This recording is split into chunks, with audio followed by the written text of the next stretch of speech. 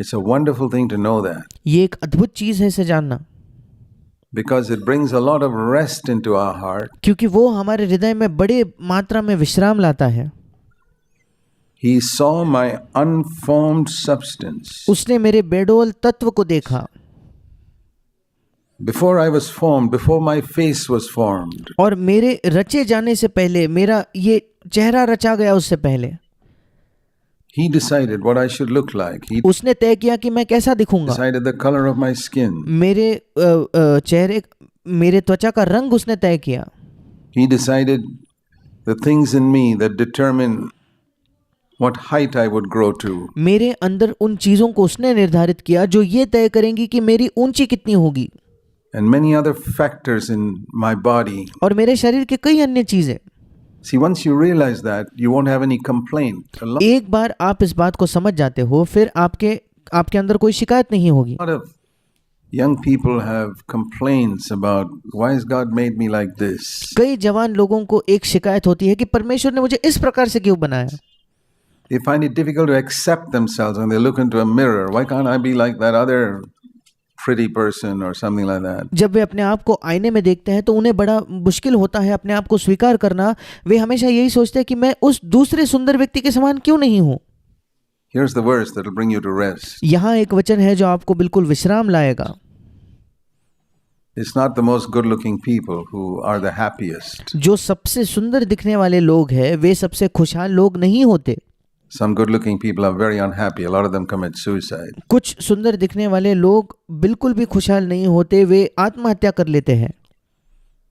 The one who is happy and at rest is the one who recognizes that God saw me when I was a tiny dot in my mother's womb. जो खुश होता है और विश्राम में होता है वो व्यक्ति होता है जो इस बात पर विश्वास करता है कि परमेश्वर ने मुझे तब देखा जब मैं अपने माँ के गर्भ में एक छोटे तिनके के समान था। Because he knew that years later I would give my life to Christ. क्योंकि वो जानता था कई वर्षों बाद मैं अपना जीवन जो है मसीह को दूंगा। He watched over me. उसने मुझे देखा And he decided how much intelligence I must have. और उसने तय किया कि मेरे अंदर कितनी बुद्धिमानी होगी। Don't compare yourself with other people. अपने आप की तुलना दूसरे लोगों से न करें। And if you are intelligent, don't boast about it. और अगर आप बहुत चतुर हो, बहुत होशियार हो, तो उसके बारे में घमंड न करें। It's God who decided. And I'll tell you, वो परमेश्वर है जिसने तय किया। God decided to give you those gifts because He wanted you to use them for Him.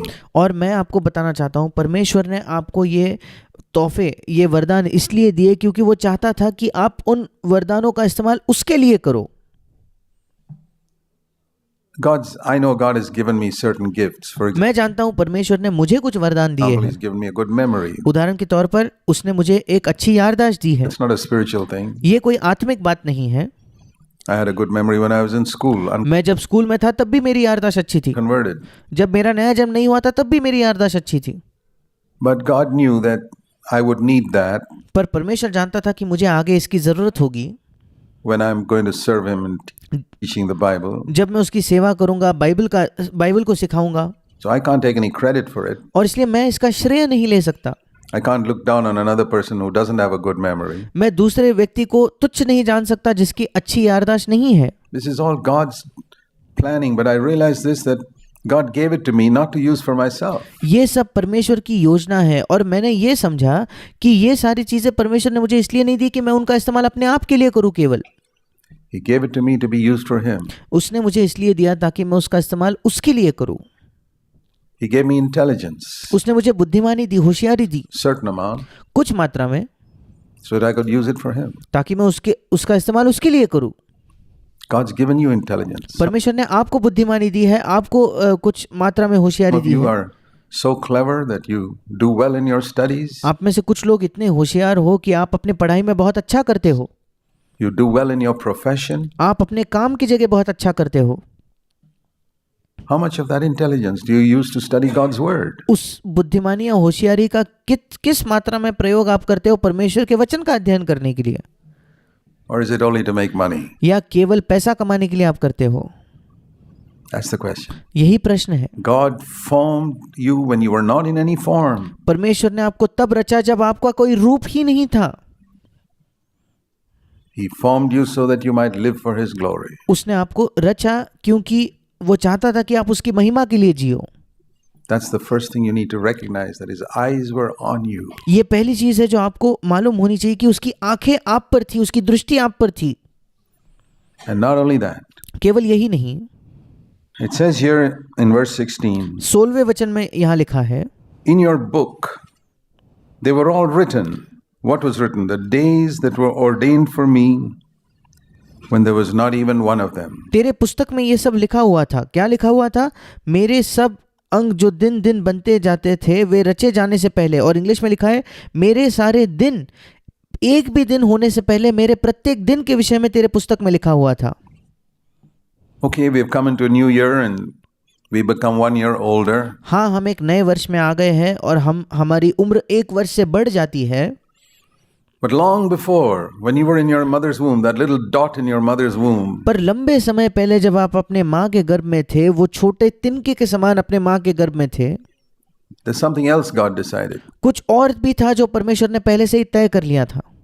God decided, believe it or not, how long you're going to live on this earth. परमेश्वर ने तय कर लिया, आप इस पर विश्वास करें या ना करें, परमेश्वर ने तय कर लिया कि उस पृथ्वी पर आप कितने दिन तक जीवित रहोगे।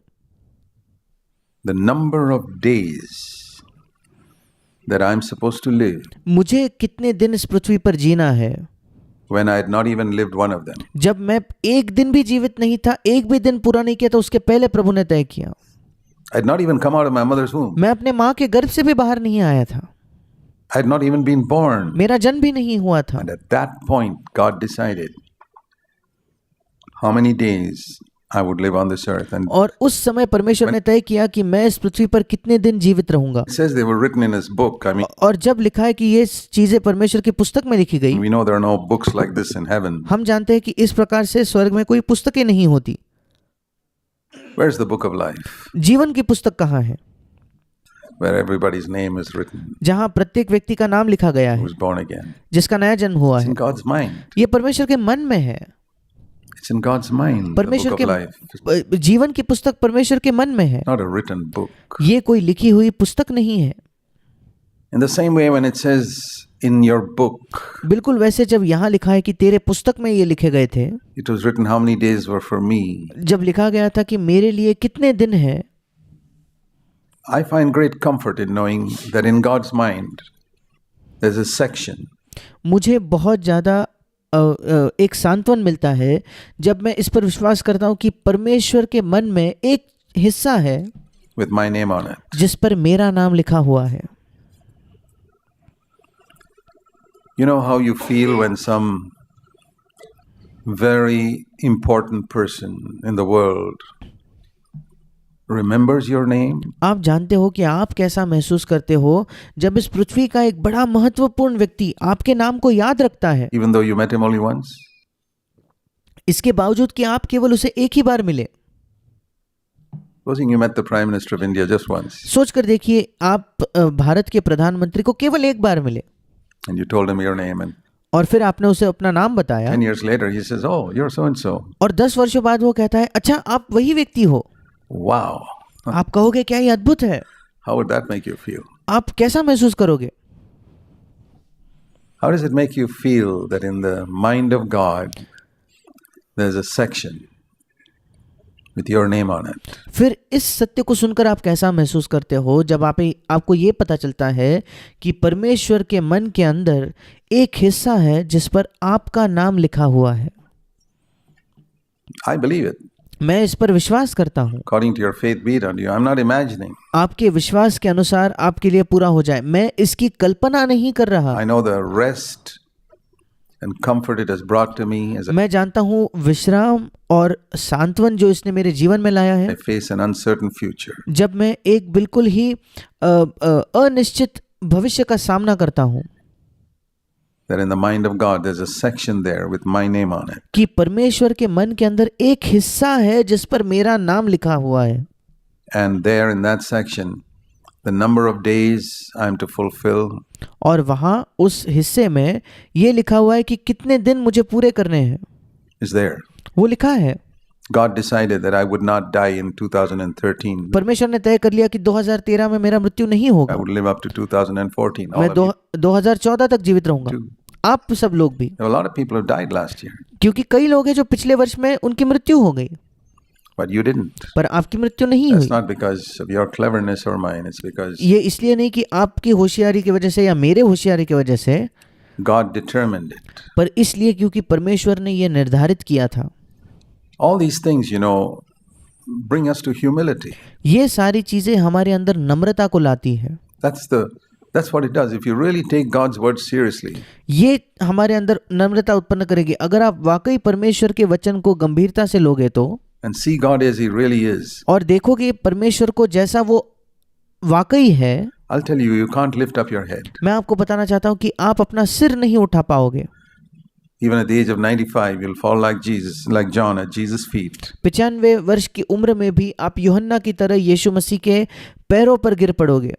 Like a dead man. You say, Lord, I'm not worthy of anything. एक मरे हुए व्यक्ति के समान आप गिर पड़ोगे और कहोगे कि प्रभु, मैं किसी भी बात के योग्य नहीं हूँ।